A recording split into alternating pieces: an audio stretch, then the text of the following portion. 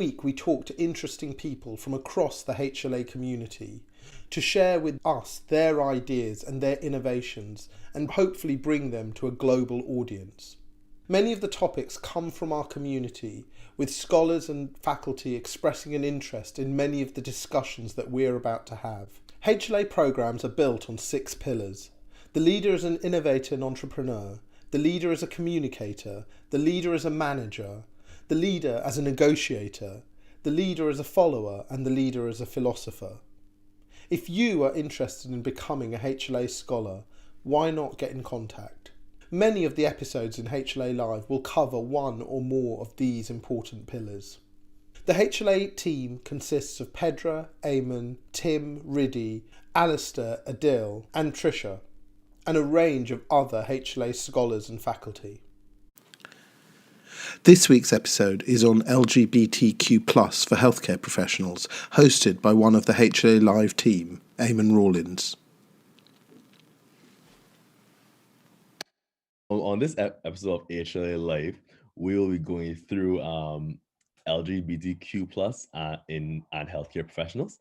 And we have a great set of panelists here that will provide a lot of information on this topic, and hopefully that you'll learn quite a bit. So I will allow our esteemed panelists to introduce themselves now, starting with Riley. Hi, I am a final year medical student. I'm a research assistant in health informatics, and I work in migration and trans studies on the side, and I use they or he pronouns.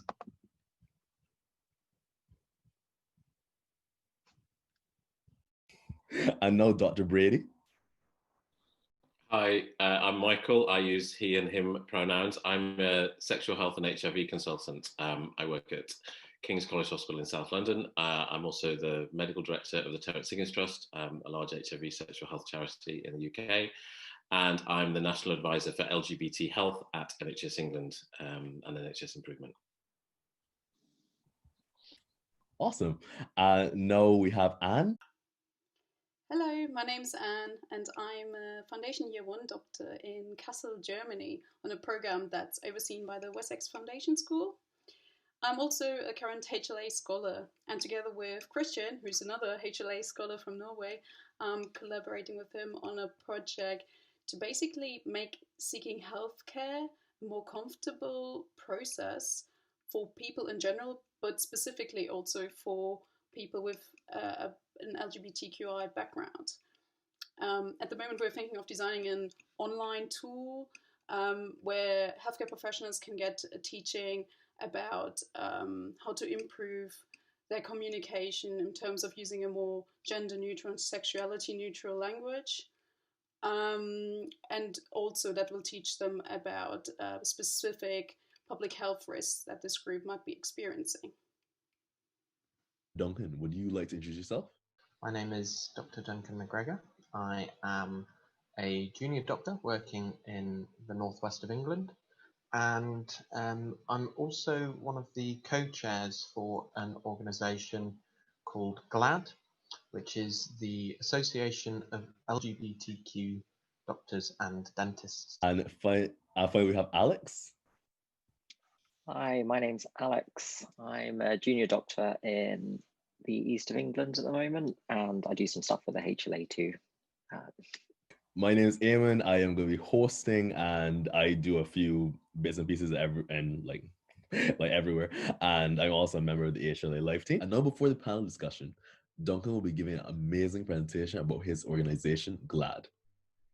I want to talk a little bit about who GLAD are, what we do, who we represent, and what our aims are, and hopefully talk a little bit about the challenges that are faced by LGBT staff in the NHS, and also some of the significant challenges faced by LGBT patients that we care and look after. We're the only, as far as we're aware, the UK's only association representing LGBT doctors, dentists, and medical and dental students. We were originally formed back in 1995 in this current formation, but it was formed even before that, 20 or 30 years before that, as the GMA, the Gay Medical Alliance. Obviously, it's taken a few iterations throughout the years as time has gone on, and the civil liberties, civil rights movements have progressed, and we've come to take a wider span of the LGBT community as our representation. So as it currently stands, GLAD represents across all of the devolved nations of the United Kingdom, England, Wales, Northern Ireland and Scotland. We provide professional and social support for LGBT doctors, dentists, medical and dental students. We collect and aim to disseminate information as pertains and regards to issues that are relevant to the practice of medicine and dentistry related to LGBT issues. We try and educate as best we can. We try and improve the state of education across the country on these issues. And we work as an activist group to combat discrimination against LGBT people, especially those that are those areas of discrimination that occur within healthcare systems, either towards patients or towards LGBT colleagues. So we're a members group, a members organisation, and we generally try and improve the state, as I said, improve the state of education and improve attitudes within the healthcare workforce. And it's a really interesting time. It's an amazing time to be involved with this because it is all just moving so rapidly. It's such an exciting and such a politically important area of work at the moment. So this has all really come into play over the last couple of years. While there was lots of work going on over the last decade, it's really come to the forefront of the political landscape in the last couple of years, particularly since the release of the 2018 National LGBT Survey, which took responses from about 108,000, just over 108,000 LGBT people in this country, the largest survey of its kind to date in this country. And it was particularly damning of the state of healthcare for LGBT people. So there's lots and lots of work going on, lots and lots of exciting, interesting work going on to improve things for LGBT patients and LGBT colleagues in healthcare. And there's lots of players in this game, of which we are one of them.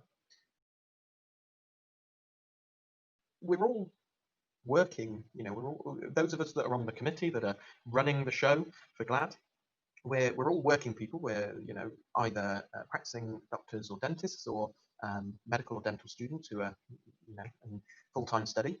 And so it's a voluntary basis that we do this on.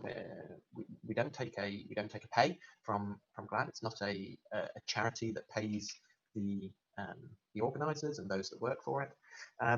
And we generally try and link interested parties and trusts. We try and use individual experience and expertise to build connections and build frameworks for good practice in LGBT health education or social networking, professional networking, these sorts of things. I first heard of GLAD in first or second year of medical school. An email sort of found its way into my university email inbox, inviting to any LGBT medical students to a conference, to an event run by GLAD, and I thought, wow, an organisation for LGBT doctors and medical students, that's amazing. And I went along to this event. It was in London, and I was in first year. I felt real important going to London to a medical conference. It was great.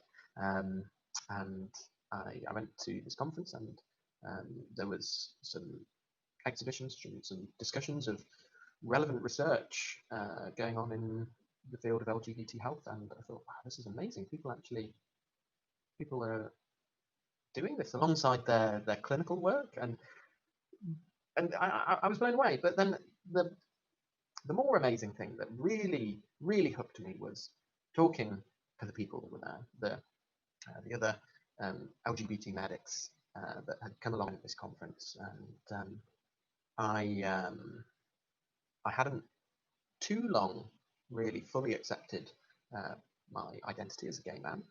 I had I had not had a huge circle of LGBT friends, and I remember starting to get to know these people initially at this first conference, and then at some social events, and thinking, wow, this is just an amazing group of people. I always explain it as being a medic is there is this sphere, this culture that that you have this identity that is being a medic, and medics love to talk to other medics about medic things. We love it; it's great. People pretend not to love it, but medics like to talk to medics about medic things. So you take this group of medics who also have this identity of being LGBT, which is another small community with unique life experiences, like being a medic. And you put these two together, and it's like a Venn diagram. You have the crossover of the LGBT community and the medic community. And within that space in the middle, I was just blown away by this little microcosm, this community that just felt there was a real fit there. And from then I was hooked. I wanted to be involved, and I joined up in my second or third year. I joined up to the committee as one of the student representatives, and was later on became the student co-chair. And then in my final year medical school, the opportunity arose, and I went for the position of co-chair, and I've been there for a couple of years now. This is technically I'm in year 3.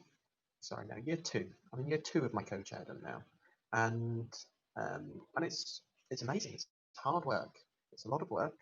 I'm finding that my admin days are more glad admin, or gladmin as I call it, than work admin. But there's some really exciting projects that we're working on, exciting organisations that we're working with. I'm amazed every day with all the various projects that we're doing, and I'm thinking, oh, I am punching above my weight here with working with you guys, and I sometimes feel a little bit out of my depth. Feel like I'm, you get that fraud feeling, that imposter syndrome, like, well, you guys know what you're talking about with LGBT health. I've just been running this organisation for a couple of years, but actually it's this amazing group that has this wealth, this resource, that is this wealth of experience, that is the clinician body of LGBT medics.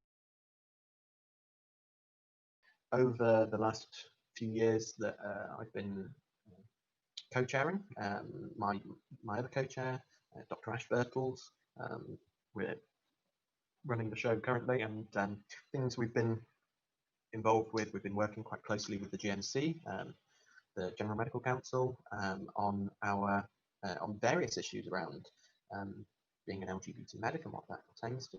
So we're the only representation for LGBT clinicians on the GMC's Quality, Diversity and Inclusion Forum. All of the other representatives are representation of women in medicine, of ethnic minorities, of SAS doctors, of religious bodies and groups in medicine, some disabled and disability advocate groups in medicine, and we're the only sexuality and gender minority representation on that board, which again, you feel a little bit like a drowned out voice, but there's some really compelling data about experiences of LGBT medics in the workforce. So a few years ago now, we ran a survey with the BMA, looking into experiences of homophobia and biphobia in the NHS. Again, the results were quite concerning. Around 70% of respondents had experienced some degree of harassment or abuse in the previous 2 years regarding their sexuality. Furthermore, just over 10% felt that that was more than one step above abuse and was like actual discrimination in the workplace, which we think about the NHS as being this bastion of liberty and of forward-thinking organisation, but there are still a lot of people that work there that feel discriminated against because of their sexuality. We don't have the data regarding trans people in the workplace in the NHS. It wasn't included in that study, but we're starting a similar study looking at that, looking at the experiences of trans people in the NHS, which we expect to have probably even worse outcomes, worse experiences than lesbian, gay, or bisexual, cisgendered people in the NHS. The work we do regarding education is primarily looking at, we primarily work on the basis that generally people that go into healthcare are nice, good, caring people. There's a really small minority of people who are mean, bigoted people who have really unpleasant views. That real minority of people doesn't account for a lot of the experiences of LGBT staff and patients. The majority, we think, of these negative experiences come instead not from people who just have bigoted views, but people who just don't understand what it means to be bisexual or what it means to be transgender, because maybe they've not grown up with it around them, maybe they've never experienced it in their personal lives. And so our approach to education with regards to LGBT issues in healthcare is not about disciplinary actions, but about simple education of the basics, the fundamentals, because the problem isn't bigoted people. The problem is just ignorance. And what is the ignorance? What is the cure for ignorance? Education. That's all it is. We deliver talks at medical schools, and the feedback we often get is, "Wow, this is amazing. We've never had anything like this. This should be covered so much more. It's only just scratching the surface." Often the feedback that we get, even with qualified doctors, is that it's such a vast area that simply a 1 hour lecture doesn't cover it. You barely in that time get time to go through some basic terminology and a few scraps of statistics of health inequalities, and that's your lot. It's such a vast area, and so many people just have never had any interaction with LGBT individuals in a meaningful way that they can understand how it feels to be LGBT, interacting in one way or another with the healthcare service. There was an amazing tweet I saw the other day from a trans individual who was saying that they had symptoms of COVID earlier this year, and they were getting breathless, and they decided not to go to hospital because, and this was early on when we didn't know much about COVID and there were all these bad stories coming out. This person decided not to go to hospital because the fear of the discrimination of them being trans outweighed the fear of COVID. It's amazing, isn't it? It's amazing. Horrific. There's a really good quote that I'll have to paraphrase, and you'll have to forgive me if I misquote him horribly. But Dr. Michael Brady, whom I admire very much, he is an HIV and sexual health physician, but one of his current major roles is he is the LGBT advisor and the LGBT health advisor to the government. And he said recently, in almost every measure that we look at, in almost every area, that we measure, LGBT individuals fare worse than the general population. Just let that sink in as a statistic. You know, there are horrifying statistics around LGBT health inequalities, but as a phenomenon in epidemiology, having a trait, an identity, which pertains a risk, which carries with it a risk that, in every area that we have measured so far, you fare worse than other people. That needs changing. That needs changing. There's two things I'd like to say, and I sort of paraphrase and steal these from my predecessor, Dr. Chris Morrison, who was the co-chair of GLAD the chair of GLAD for a number of years before me, and he's always spoken passionately about visibility. We see at the moment a really significant rise in visibility at the minute in the NHS regarding, many of you may have seen the likes of the Rainbow Badge scheme. This was an initiative set up by Dr. Mike Farquhar, a consultant paediatrician in London, and this initiative was started with the intent of improving visibility in the NHS. It's really taken off. There's been a little bit of issue around the rainbow being hijacked a little bit throughout the COVID pandemic to represent the NHS. But to me, it remains extremely important to maintain visibility, because as LGBT people, we often aren't visible. We don't have role models that we can see. If I walk onto a ward and there is an LGBT person there, they might not know that I'm there as an LGBT doctor and would advocate for them. But that tiny little badge that's pinned onto my ID card should hopefully give them a little bit of an idea and a little bit of comfort and reassurance that, you know, they can talk about their partner, they can talk about if it's related to why they've come in, you know, they can talk about their sexuality or their gender identity. They can feel comfortable that they can use their pronouns. I think visibility is absolutely crucial, and we mustn't lose it. So I hope this has been interesting to you.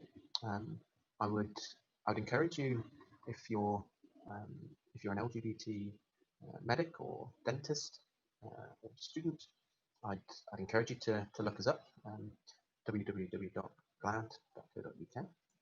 We also have Twitter, GLAD UK. We're quite prolific on Twitter. Share a lot of various issues pertaining to LGBT health and updates on our Twitter account. It's GLAD UK.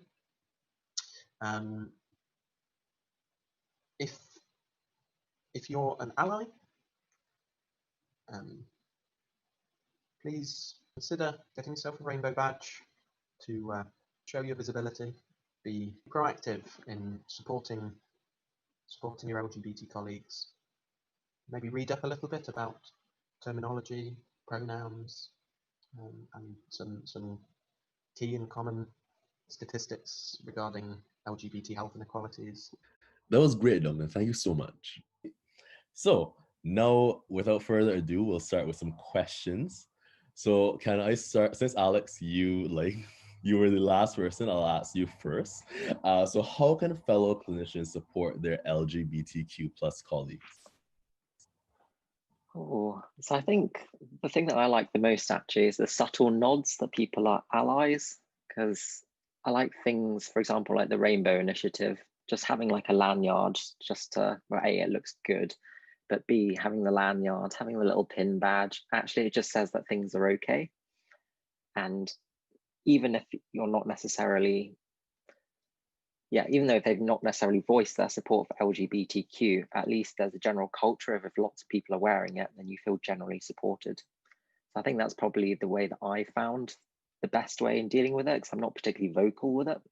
but just having those subtle nods just to let the whole environment know that actually as a team, we're okay with that without actively needing to shout it from the rooftops. Dr. Brady, do you have anything to add to that? No, I mean, I would agree completely with Alex. I think there are really simple ways that you can just make your allyship known with visual symbols like badges and lanyards without having to, I guess, put your head above the parapet too much. The other thing that I would add, and maybe a couple of things, is I think, and I know it's not always difficult to do that, but for those people who have sort of like the authority or the confidence or the cultural capital, it's really important to challenge bad behavior. And I think one of the things that many LGBT plus staff report as those kind of microaggressions of little jokes about gayness or transness, comments and things that are really kind of chipping away at how people feel, or taking away their confidence about feeling that they are able to be their true selves at work. So I think those of us that have authority or capital have a real responsibility to call that out and to challenge it, and to make sure that the culture is really explicit about having a zero tolerance to homophobia, biphobia, and transphobia. And then my other thing would be is networks, LGBT networks, which I am a massive fan of, and I think across the country and most organisations have an LGBT, certainly big hospitals have an LGBT network, and they do great things both to support patients as well as to make the workforce more inclusive. So I think that's another thing that allies can do to show their support for the community and for the LGBT workforce by signing up and working with and supporting their local LGBT network. Thank you so much, Dr. Brady. I think you picked on a really interesting point there about like having a zero tolerance for biphobia and transphobia and like homophobia, everything like that. So when it comes to microaggressions, I feel like people do always talk about when they have a particular microaggression, they feel like it's not something that is kind of explicitly offensive, but it is kind of subtle. So how do you go about like bringing that up to seniors for a subtle thing that someone could say, "Oh, I was just joking," or "It was just bands"?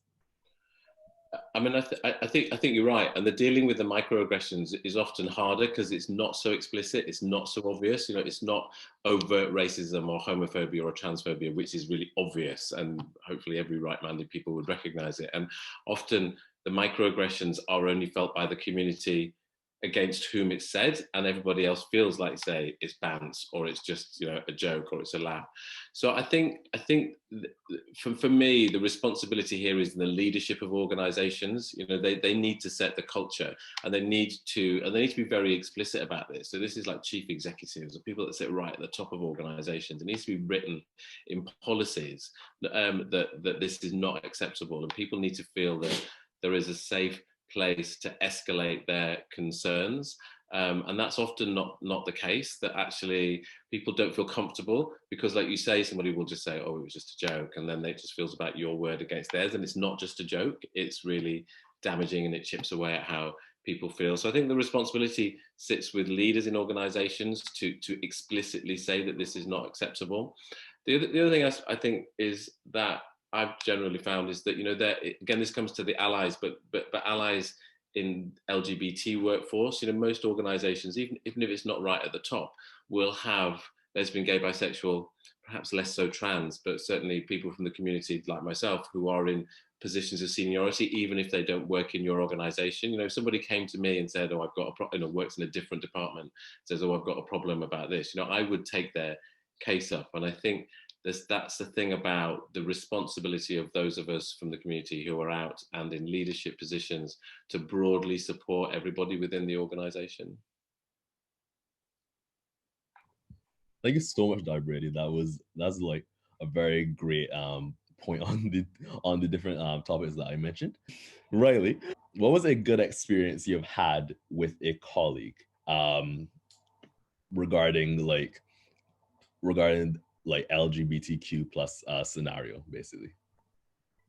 So a little while back, I was on GP placement, and I had spoken to a patient and then called them back with my GP tutor so we could like discuss the plan going forward.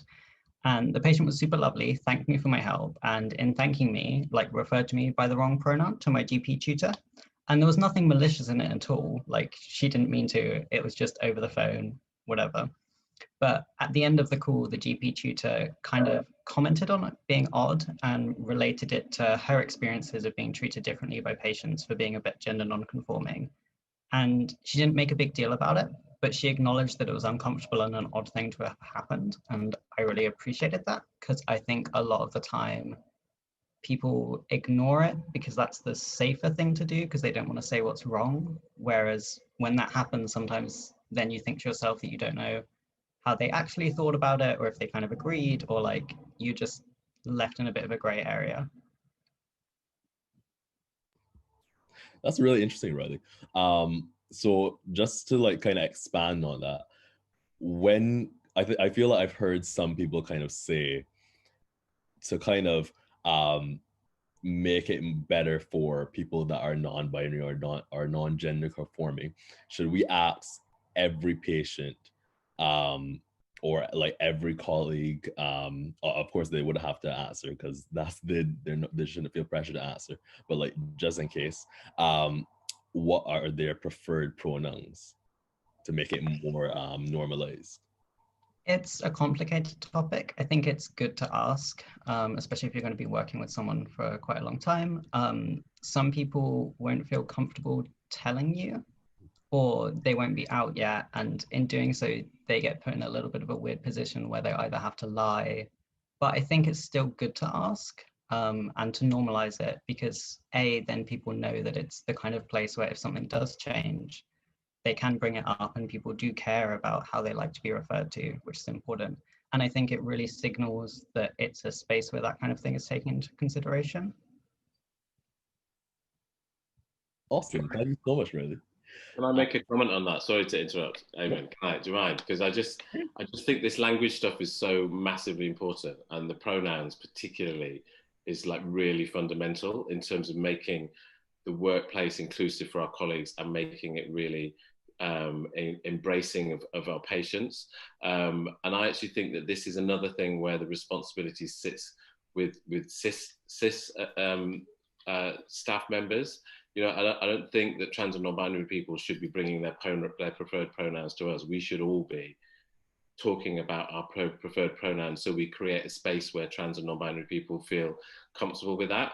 Some people may know, I don't know, but on October the 21st, it's International Pronouns Day, and we're organising a really massive, hopefully massive, push social media about pronoun use. We're at NHS England, and there's some colleagues in the LGBT network at NHS England that have been working with the Hello My Name Is, you know, that yellow Hello My Name Is badge, to include pronouns on there. And I think that's something that cis staff or cis people need to be doing first. They need to be putting it on their name badges, they need to be putting it in their email signatures, they need to be putting it on their Twitter bios, they need to be introducing themselves with their pronouns, because then it becomes all of our thing.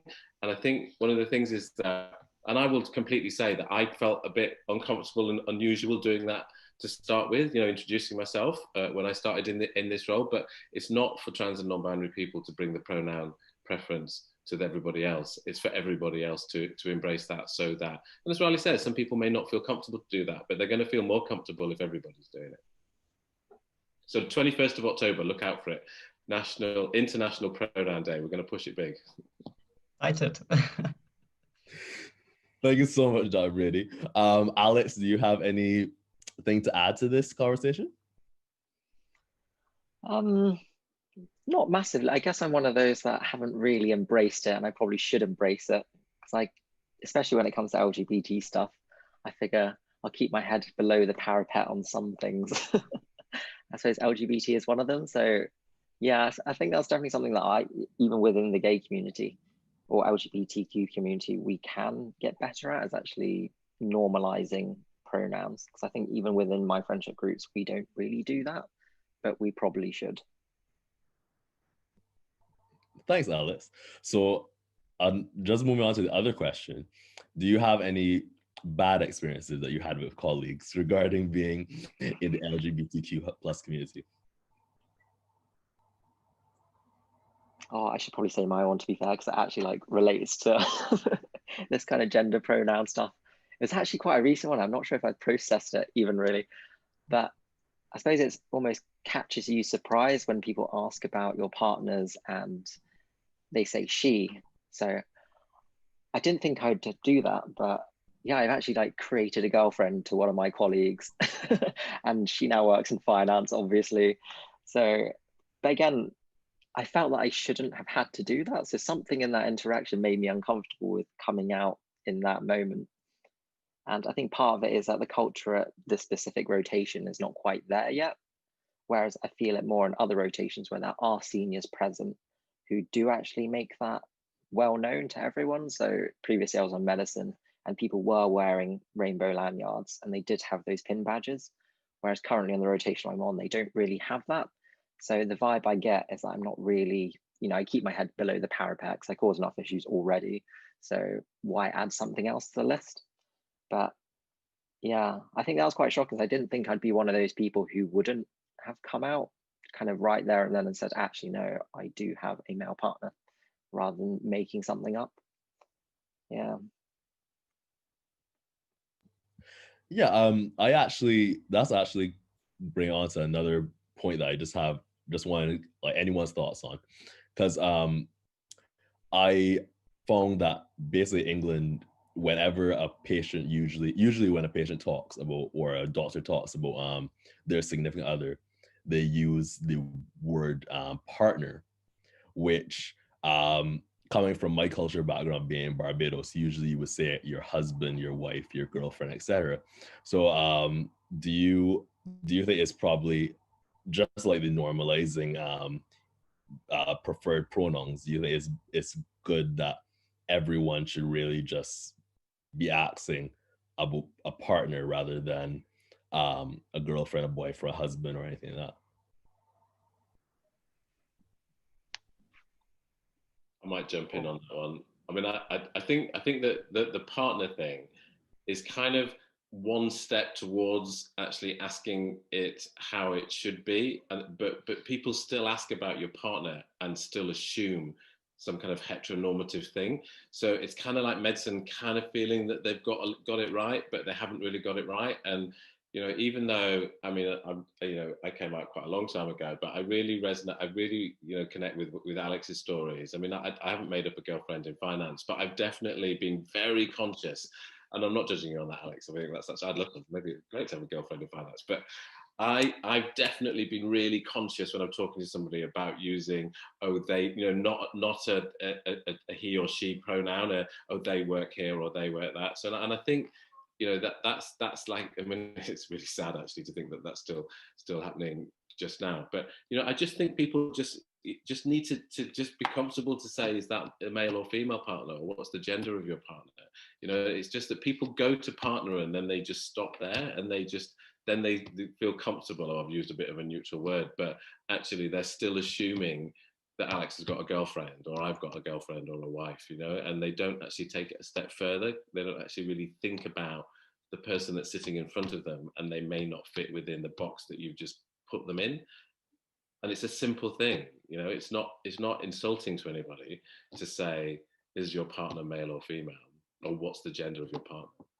And I think too much in medicine that, we, in my area, in sexual health, we're taught from a very early age to ask all of these questions, but you're not taught in a general medical history for another speciality where it's just as relevant to actually take it a little bit further to ask about the gender of somebody's partner. Because it might not make a massive difference to whether or not your care when they've got a heart attack or diabetes or you're about to replace their hip, but it does make a massive difference to them actually feeling that you get them and strengthening that doctor-patient relationship. Because if you don't do it, as people frequently do, or if you assume or you talk about a particular gender that's not the right gender, then that patient automatically is never going to trust you, is never going to have the same strength of relationship or the bond or feel comfortable telling you stuff that is probably relevant to the care that they get. That was amazing points, Dr. Brady. Thank you so much for that. So And we were just talking about the use of neutral terms to talk to patients and to refer to colleagues, just to normalize just like being LGBTQ plus, etc. The wider community, basically. What do you think of that? I think I would definitely agree with the points that Michael just made. I guess we're often in healthcare, we're so just afraid of asking the question also in general for the pronouns. We just always assume, oh, has someone else already used a pronoun for this person? So then I can just jump on that and use that pronoun. And I think it's just really about this step to be brave and ask the questions, because there's no harm in asking it, right? It won't have any negative consequences. It can only have good consequences in the end. And I think it's just really about that realization that it won't hurt anyone and it can only be of good benefit. That's basically what I think about it. And awesome, thank you so much, Anne. And just to kind of expand a bit more on that, would you kind of like to go back to the question I asked before about supporting each other through the language you use and how you address each other? Yes, definitely. I guess it's really not rocket science how you can support your colleagues. It's just really about noticing these moments of, okay, like Alex and Michael already mentioned, these sort of like these sort of jokes, right? These micro aggressions that are happening, and just really noticing them and speaking up about them when you hear them in your working culture. I mean, this is not limited to healthcare. This is wherever we are in society. And it's just really about speaking up when you think that, well, this is not appropriate to say, and tell it to the person directly, right? Tell it exactly in the moment. If you think, well, I think that was actually not an appropriate joke. And I think it's really when we all would do this, right? I think this is how we can then create a better working culture and a better together with everyone, basically.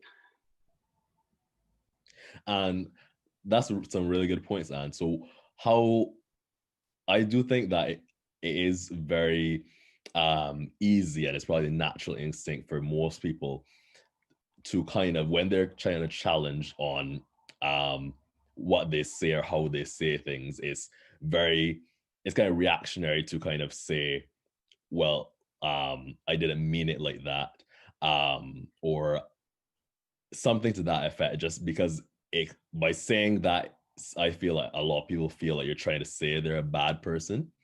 How do you think people should handle when they're being challenged on the particular language they use? Yeah, I would agree. I think it's also a lot about how you bring it across to someone. You shouldn't directly attack them for having said something that was slightly not quite right. For example, I had an incident just the other week where a colleague was making fun of someone's surname because it sounded a bit like the German word that we use for lesbian. And I think the person didn't mean it mean in the second. It was just something that came across his mind. But I think just then addressing this with him in quiet space and saying to him, well, look, I think that was not an appropriate joke that you made, and I didn't think this was funny at all. And I think he then understood really and reflected on his own actions that way, and didn't take it personal at all. Bring it across to him that I think this was just not an appropriate joke in a way. Yeah. Actually, another thing that I'm quite jealous of that you in England have, and that we already talked about, are these lanyards that you have in the rainbow colors. Because I think it's such an easy way to show your allyship with the LGBTQI community. And fortunately, I've never actually seen this in Germany. I mean, we tend to not wear these lanyards in general, but I guess we could have worn, I don't know, like a little button or something else to show our allyship. I would love it if something similar, you know, just like a simple act that really just raises awareness about the issue would be done in German healthcare as well. Thank you so much, Anne, for like that really interesting discussion. Riley, now we're gonna just ask you another question. So, Dr. Brady has mentioned quite a few things regarding how the NHS could possibly support LGBTQ plus people through like the actual heads helping out and like being involved. How do you have any other thoughts on how the NHS could support LGBTQ plus people? Yeah, I think enabling non-binary registration options for the GMC is pretty important. Easy name and gender marker changes and privacy for those on the kind of public register of doctors. Creating and standardizing work policies for trans staff.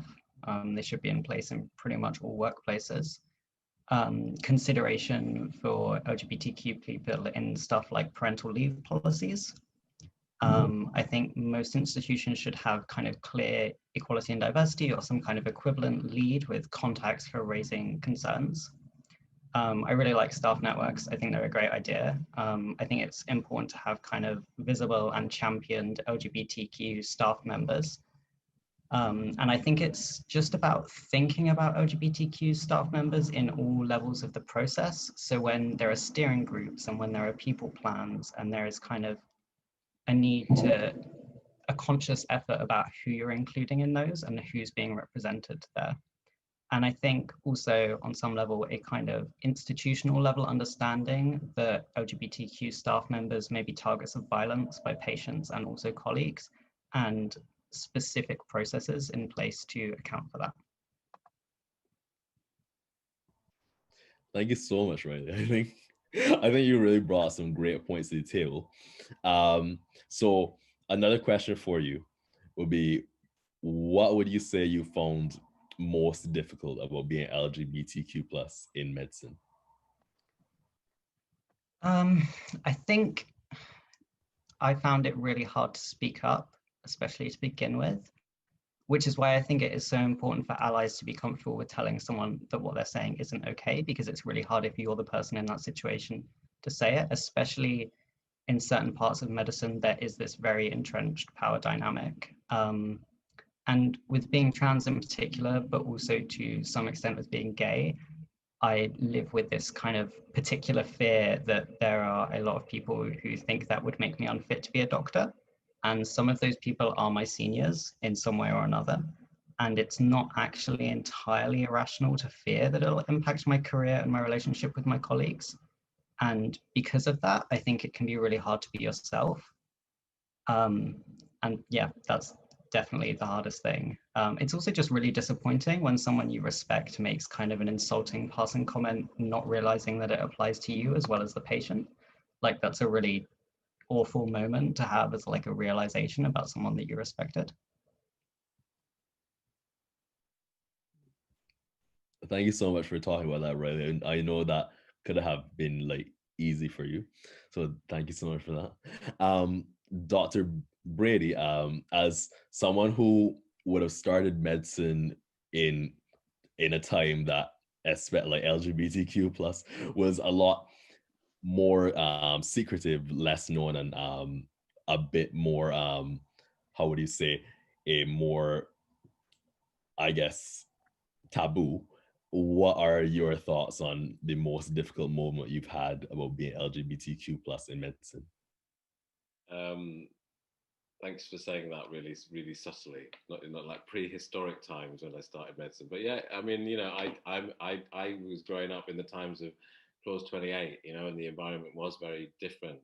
But it's you know, I know, upsetting and challenging to hear that, you know, that people are still experiencing, maybe not as bad, but some of the similar things now. I mean, I was reflecting on this when Riley was talking. I mean, I think I personally have been really fortunate in terms of my personal experience, and that, you know, and I you know, I'm blessed for that, and I recognize that that's not everybody's experience. I mean, I came out when I was at medical school. So I felt comfortable and out when I was a junior doctor, and I didn't really have a bad experience. And actually, to be honest, I probably actually faced more casual racism than casual LGBT or gay or homophobia. So I actually do literally. I mean, I've seen it in colleagues and people that I work with. And it's not to diminish the fact that it's still, happening all the time. It happened all the time when I was a junior doctor, and it's still happening all the time now. But my personal experience has been quite fortunate. And then I think also I've been lucky. I specialize in sexual health and HIV. That when I started in sexual health and HIV, I mean every doctor, every registrar was a gay man. I mean, it's very different now. It's much more broad and inclusive. There are many more straight men and women in the specialty. And that's probably one of the reasons why I chose it. Because it was quite a safe space to work. It attracted me for that reason. So I think I've been really lucky. So I don't have a specific example, but I've certainly seen plenty of it around me, and it's just, I don't know, it's a bit sad and disappointing to hear Riley and Alex talk about similar experiences now, that were still happening decades ago. For sure, things have definitely got better. Like, I'd agree with you now. Sort of, I get more, I wouldn't call it necessarily abuse, but microaggressions for being Asian than I do for being gay. So I suppose the reason why I don't really kind of try and draw attention to it is like, you already have microaggressions towards race. Why add something additional like sexuality into the mix as well? Like, being a new junior doctor is already difficult enough when you're balancing all the micro politics of work. Why add something else? And I agree with you in the sense that we have those safe spaces as well. So again, don't want to like pigeonhole different specialities into different things, but there are definitely safe spaces, things like general practice, things like psychiatry. It's things like I do gravitate towards for that reason, because they are de facto non-judgmental compared to some cliques within surgery and medicine. I think it is a shame, because at least where I'm working currently, I wouldn't be able to identify those key LGBT leadership positions, and I'm sure they exist, but I couldn't, on one hand tell you who they were, and I think that's a real shame. So I think that's probably something that the NHS should do better, to be able to say, actually, in surgery we have this number of LGBT people, here they are, but I wouldn't know who that was out of my seniors who would be LGBT allies kind of outwardly. Yeah, right. You're right, and that's not your responsibility or any junior doctor's responsibility. That is the system's responsibility. And it's the same for all. I know it's not. I was going to say minority groups, but it's like women underrepresented in surgery, for example. If you're a black gay man and you want or a trans female junior doctor and you want to be an orthopedic surgeon, you should be an orthopedic surgeon. Not wanting to label, there are plenty of nice orthopedic surgeons. That's one of the areas that you probably don't rush to. No disrespect for orthopedic surgeons, obviously. As a person that is an aspiring orthopedic surgeon, I do find sorry. You're going to change the world. You do it. You change that world from the inside. Good for you. Yeah, Dr. Brady and Alex, you've made some very interesting points. But it is a question of like, why do you guys think that is the culture? Like, why is psychiatry and sexual health, as you say, as kind of a safe haven, while things like surgery are more are less of a safe haven?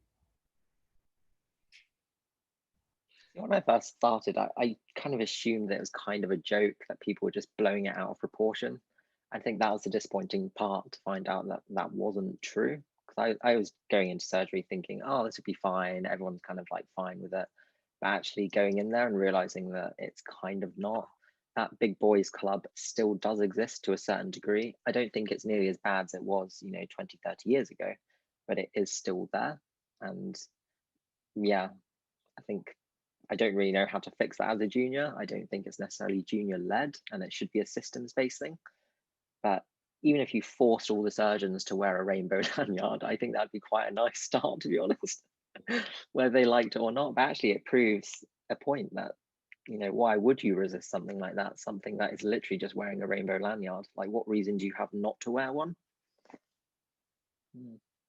Yeah, I don't know. I mean, I mean, back in the day, back in my prehistoric days when I was a medical student or junior doctor, I mean, it really stereotyped. You know, it was all the white, public school educated, rugby playing boys that went into orthopedic surgery or surgery in general, or neurology actually. I mean, that was almost, you know, in medicine, that was always a kind of like a similar kind of thing. I don't know. It's an interesting question about why. I some of my it's an awful phrase, isn't it? Some of my best friends are really incredible female surgeons, absolutely at the top of their game, you know, and also some you know, gay friends that are in the similar world, but you know, they've struggled more than others. You know, it hasn't been easy. It's been kind of like despite their identity, not because of it, and it's been a bit difficult. I mean, I think maybe, you know, if you think about the nature of those things that we think are safe spaces, like GP, like psychiatry, like sexual health, the nature of that work requires more connection with this stuff as well as this stuff. You know, you're not just thinking about the practicalities. I mean, I could never be a surgeon. I'm not going to take anything away from a surgeon, and they're incredibly skilled. But their skill is based very much on the functional doing thing. It's not that important. Well, it is important, but in terms of getting a good outcome in terms of a hip replacement, really understanding the individual that's on the table is perhaps less important on the day-to-day, but to be a really good GP, psychiatrist, sexual health doctor, general physician, it's perhaps more important to engage with the whole person. I mean, maybe that's a really mean thing to say, but I was struggling to think about the why. It's a really good question. Why are those stereotypes? And they've always been there, and they're still there. But it must be something about the nature of the work that perpetuates certain people going into it, and certain people going into it and being able to perhaps get away with paying less attention to the whole person. But in situations like this, sometimes things like quotas are, you know, are floated as an idea. And to be honest, I don't think I'd be that opposed to see, you know, 5 out gay surgeons in orthopedic surgery per hospital. Like, surely there shouldn't be a reason not to necessary to aim for that as a goal. Yes, it's kind of a little bit uncomfortable because it's a quota, but at least once you have that LGBT flag raised in those difficult to breach areas, then you can reduce the quotas. But currently that is no visibility in surgery, and it seems like that's still the case from your experience too, and it's like a real shame. Riley, thank you so much, Alex. Riley, do you want to jump in on anything? No, I do think, not really. I do think it's quite interesting that you have all found psychiatry quite, because I love psychiatry, but some of the most like deeply pathologizing transphobic stuff I have encountered has come from psychiatrists. So for me, that's been like a majorly off-putting experience. So yeah, I just thought it was interesting. It just shows you can't generalize. Yeah. You're absolutely right to challenge that. Bigots in every speciality, sadly. Yeah. So one question I think that I'll probably give to Dr. Brady, since I feel like he is quite he'll have a very interesting take on it. As I had read, men who have sex with men are not allowed to donate blood. What are your thoughts on that? Okay, so currently you're right. Gay men cannot donate blood unless they've not had sex, unless they've not had any sex for 3 months. So my thoughts about that are that is a deeply blunt blanket approach to blood transfusion that doesn't recognize our ability to assess risk, nor recognize the developments of testing for bloodborne viruses like HIV and hepatitis B and hepatitis C was much better and much more sensitive and accurate than it was many years ago. It doesn't recognize the fact that, you know, the vast majority, 97% of people who are living with HIV who are on treatment have a zero risk of transmitting the virus to others, doesn't recognize the introduction of PrEP and how that impacts on the HIV risk in gay men. So yeah, I agree. I think it's not right. I think it's too blunt, and I think it excludes people from being able to donate blood. I mean, I do think it's really important to ensure the safety of the blood supply. You know, if you get into a car accident, if you're going for an operation, you have to have confidence that that blood supply is safe. But I think we can make that blood supply safer through a more nuanced and focused individual risk assessment approach to blood donation.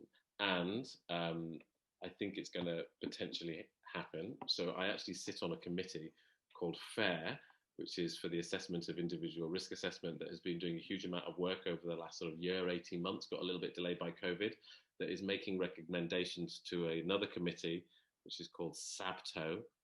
I can't remember what that stands for. It's something about the safety of blood, tissue and organs. Anyway, they're the committee that makes these decisions. So that has just happened both, weirdly this week. So I think we'll see where it goes, but there is a general mood that we can move to a more focused and individual risk assessment approach, which will, not bar people who are completely safe to donate blood, which will help with the blood supply, which we are, constantly, we always need more. Our blood and blood products. And there are examples of other countries that have moved to a more individualized risk assessment approach without any detriment to their blood supply. So I think we're maybe in a bit of a tipping point, and there should be some announcements about that. But definitely we can be much more nuanced and focused and have an individual rather than a blanket approach. I mean, it is fair that some people who are at risk of bloodborne viruses should be deferred because it's not safe. But a lot of the people who are currently deferred don't need to be deferred. Thank you so much, Dr. Brady. Do you have any thoughts, Alex? I think we just got the inside scoop on what's coming up, to be honest. So I'll be taking my bets. No, I suppose at the point in time, then, maybe I'm giving too much credit to the NHS, but I assume that there was some science behind it. And I appreciate that's probably outdated now and it's very much due to change. I mean, I'm a bit horrified about giving blood myself. So for now, I'm safe and protected. But we'll see what happens in the next few months, I guess. I suppose I'll probably have to start donating. No, but it'll be a good change, much needed. Thanks, Alex. Riley, a question to you now. Can I just make like an illustrative point on the last one? Yeah. So it kind of highlights how arbitrary the risk factors are. I used to donate blood all the time. I am now no longer able to donate blood. Nothing has changed. None of my risk factors, nothing, but my gender marker on their system has, which kind of illustrates why like an individualized risk assessment is such a better idea. Yeah. Sorry, you were going to ask me a question. No, that was a really good point. So before like you got into medicine, what would you like to have known? Okay, I didn't know anything before I got into medicine, so but mostly that there is a great amount of joy in being able to be true to yourself, and that the patients and colleagues who really need to see you and be seen by you will find you, and that will be incredibly rewarding. So it is worth it. And then also just to find allies, find support, and to be that support for other people where you can, not just other LGBTQ people and colleagues and patients, but also all of your colleagues that experience some kind of marginalization and discrimination, because like we have to have each other's backs at the end of the day. Thank you, Riley. Same question goes to you, Dr. Brady. It's a little bit similar to Riley's, actually. I was thinking that you're not alone, that if you feel like you're alone, you're not. And I think that's more the case that is now than it was some years ago. And that's about the allies and that they're out there. I mean, I guess that's and they're at every level, even, and this is my other thing, which is that actually, there are really, really, really important people at the very top of the NHS and the Department of Health and stuff who are allies, but they don't talk about it. So that's my other thing, is that they need to be really vocal and actually step above the parapet a little bit. So I do get on my high horse a little bit about the responsibility of people in power to be vocal about that allyship, because it makes a massive difference if you're a first year medical student or an F1 on the 1st of August, just making your way at the beginning. So I think that's one. I completely agree with Riley. I mean, that's just a general thing. I mean, Yeah, and I'm a bit further through this and a bit longer in the tooth, but I just think medicine's just the most amazing thing, you know, and actually, and that's why we need to keep battering down all of these barriers, because there are many really amazing people who haven't made it through because it's not been welcoming because of their sexuality or their gender or their race or their whatever. And it is the most amazing job, and there's so many variations and so much variety that there's so much for everything. So I think that's the other thing. You're not alone, and there is definitely something for you in this profession. Well, I feel like you kind of answered my side question a lot, but do you have any other advice you'd give to the next generation of LGBTQ plus healthcare professionals? Not really. And in a way, it's a bit like we were talking before about the responsibility of heterosexual and cisgender staff. I actually kind of like think they need the advice. You know, the LGBTQ next generation, you know, I don't even really want to give them advice because they know who they are and they know how they want to be. The advice needs to go to the heterosexual cisgender people who are holding them back. That's a very interesting interesting point. Not really. Do you have anything to add to that, Alex? I'm not so anti-cis, and no, I think that especially coming from a private background outside of healthcare is pretty good in terms of, you know, you'll be well protected if anything did crop up, whereas I didn't necessarily feel that way in the private sector. But things aren't necessarily perfect. I think it's really hard to tackle those microaggressions, but things are getting better. I think that's probably the message that I'd send, is that actually things will get better. Like when we're in positions of power, we can be that change too, and we're not really that far off it either. Thank you so much, Alex. Riley, I'm gonna get back to you in 5 seconds, so like don't worry about that. But Anne, I am quite interested. What, as a person who has worked in both German healthcare systems and also in English healthcare systems, what are your thoughts about the differences in LGBTQ plus support for healthcare professionals? Yeah, that's a really interesting question. I think in a way, you guys in England, you're a bit more privileged in a way that you have a structured healthcare system with the NHS as the big provider. So it is much more easier for you to put in policies in a way. I know you still have the different trusts and so on, but at least like you have a big overhead organization, the NHS, that everyone can connect with. In Germany, this is quite different because we have single hospitals that stand alone for themselves. Yeah, there's no sort of big overhead organization. So in terms of policies for people from an LGBTQ plus background, it's much more harder to get them in place, right? And lobby for them on a more strategic level and much more powerfulness, because you need to do it at so many different fronts, so many different aspects. Yeah, I think in a way we are still lacking behind you guys in a way, but I would agree with the others that we are very hopeful for the next generation of healthcare professionals and the young LGBTQI people that come after us, and will hopefully become part of this change and put in that work to make healthcare a safer space for anyone.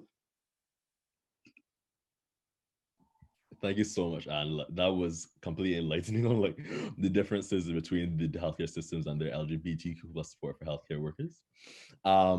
So finally, Riley, what are your thoughts on like advice you would give? Yeah, I guess it was kind of the same as the advice I would give to myself. But I kind of second the idea that I think everybody has a responsibility to do a certain amount of the legwork. And it's very exhausting being the person who is, I think particularly with being trans, there are so few openly trans medical students and doctors that I get approached a lot being asked to contribute to things, which is lovely and I appreciate it, but it's can be very exhausting to kind of do all that legwork yourself. So I think I, for one, would really appreciate the cisgender and heterosexual next generation doing a little bit of that legwork kind of with us, preferably led by us, but some of the work would be nice. And do you think that, I feel like a lot of people are probably more, I'd say, knowledgeable about the other members of like the LGBTQ plus community regarding where you're talking about trans people as well as non-gender conforming people. So do you think that maybe education's like in medical school specifically looking at those members of the community would be helpful? I think it's important. I think it's important as part of a broad approach to, I mean, cultural competency, structural competency, whatever you want to call it.